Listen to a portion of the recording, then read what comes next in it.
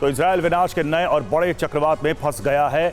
Iran के supreme leader Khamenei के आदेश के बाद ईरानी प्रॉक्सी एकजुट होकर तेल अवीव को तबाह करना शुरू कर चुके हैं।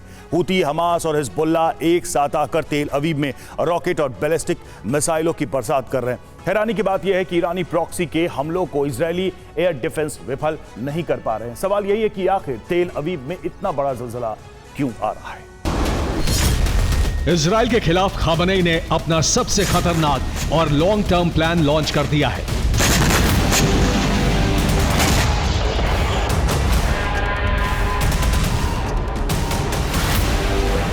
खमेनेई के आदेश के बाद ईरानी प्रॉक्सी ने इजराइल के खिलाफ एक ऐसा युद्ध शुरू कर दिया है जो बहुत लंबे वक्त तक चलेगा।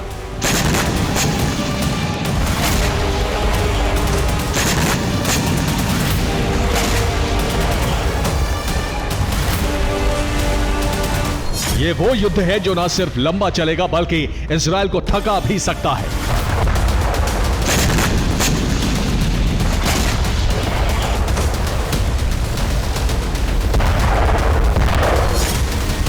खमेनेई के नए आदेश के बाद ईरानी प्रॉक्सी न सिर्फ एकजुट हो गए हैं बल्कि इजराइल पर एक साथ 3 तरफ से हमले शुरू हो गए हैं।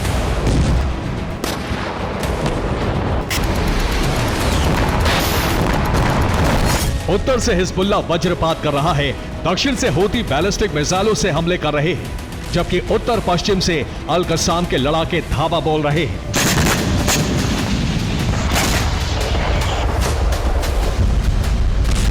इन तीनों ईरानी प्रॉक्सी के टारगेट पर इजराइल की राजधानी तेल अवीव है।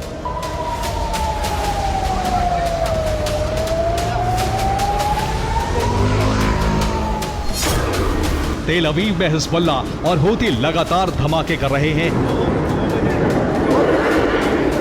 हैरानी की बात यह है कि इजराइल के एयर डिफेंस इन हमलों को नाकाम नहीं कर पा रहे हैं।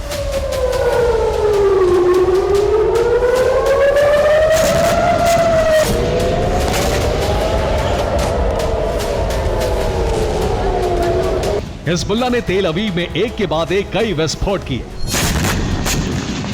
इजराइल ने हिजबुल्लाह के तमाम रॉकेट को इंटरसेप्ट कर लिया, लेकिन कुछ अपने टारगेट को हिट करने में सफल रहे। हिजबुल्लाह ने तेल अवीव के ग्लेलोद बेस पर कई धमाके किए। हिजबुल्लाह ने तेल अवीव में मौजूद इजरायली इंटेलिजेंस यूनिट 8200 के हेडक्वार्टर को भी टारगेट किया। हिजबुल्लाह के विस्फोट के बाद मध्य इजराइल के कई शहर भी बुरी तरह से दहल गए।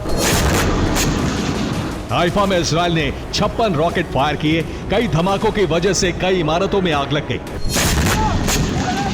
हिजबुल्लाह के रॉकेट प्रहार की वजह से किरियत शिमोना में भी जलजला आ गया। इजराइल के एकर इलाके में हिजबुल्लाह ने 20 रॉकेट दागकर इजरायली सेना को दहला दिया।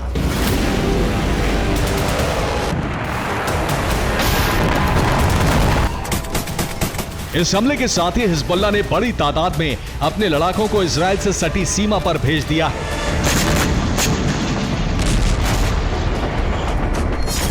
इंटेलिजेंस रिपोर्ट के मुताबिक हिजबुल्लाह के सैकड़ों लड़ाके इजराइल में घुसकर बहुत बड़ा रक्तपात करने की फिराक में हैं।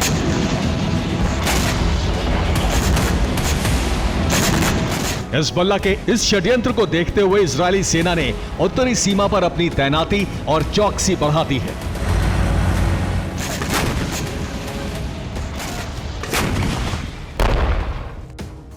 और इजराइल पर हमला सिर्फ हिजबुल्लाह ही नहीं कर रहा है बल्कि हूती और हमास भी तेल अवीव को दहला रहे हैं। इजराइल पर एक साथ 3 दिशा से विध्वंसक हमले किए जा रहे हैं। उत्तर की तरफ से हिजबुल्लाह तेल अवीव को टारगेट कर रहा है। पश्चिम उत्तर की तरफ से हमास ने गुरिल्ला हमले शुरू कर दिए हैं, तो दक्षिण की तरफ से हूती तेल अवीव और इलात पर बैलिस्टिक मिसाइलें दाग रहा है। हमले के लिए हूती लंबी दूरी तक मार करने वाली मिसाइलों का इस्तेमाल कर रहा है।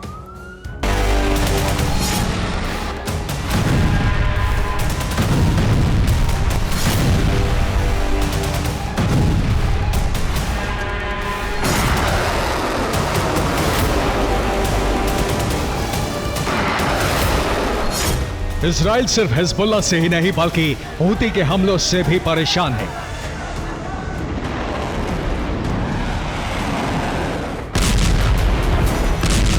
हूती ने 24 घंटे के अंदर इजराइल में कई राउंड मिसाइलें फायर की।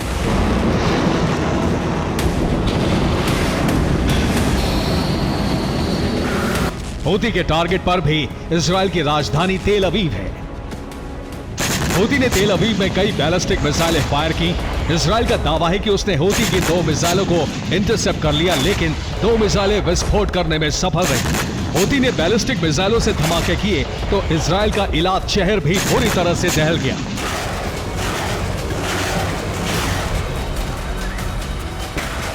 इसका मतलब यह हुआ कि हूती ने हमले के लिए उन मिसाइलों का इस्तेमाल किया जिनकी रेंज 2000 किलोमीटर से ज्यादा है। हूती ने यमन के सना से 2300 किलोमीटर दूर तेल अवीव पर हमला किया। सना से 1900 किलोमीटर दूर मौजूद इलाद को भी दहला दिया।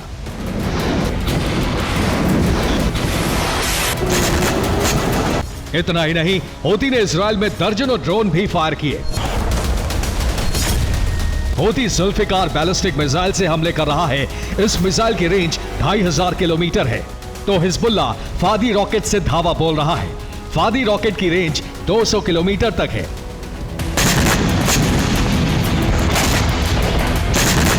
इजराइल को दहलाने के लिए हूती और हिजबुल्लाह दोनों ने अपने सबसे खतरनाक लड़ाकों को काम पर लगा दिया है।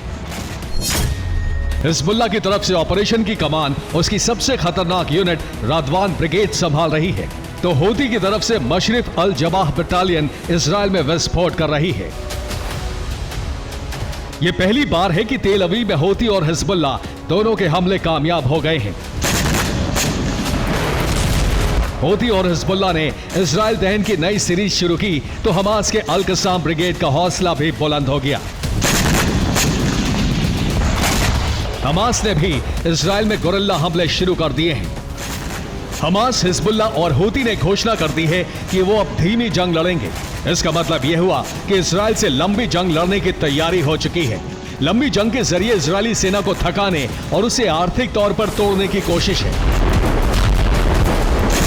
ईरान और उसके प्रॉक्सी का यह प्लान इजराइल के लिए बड़ी चिंता की बात है। नेतन्याहू ने अगर इस खतरे को नहीं टाला तो इजराइल का अस्तित्व संकट में पड़ जाएगा। Bureau report, TV9, Bharatvarsh.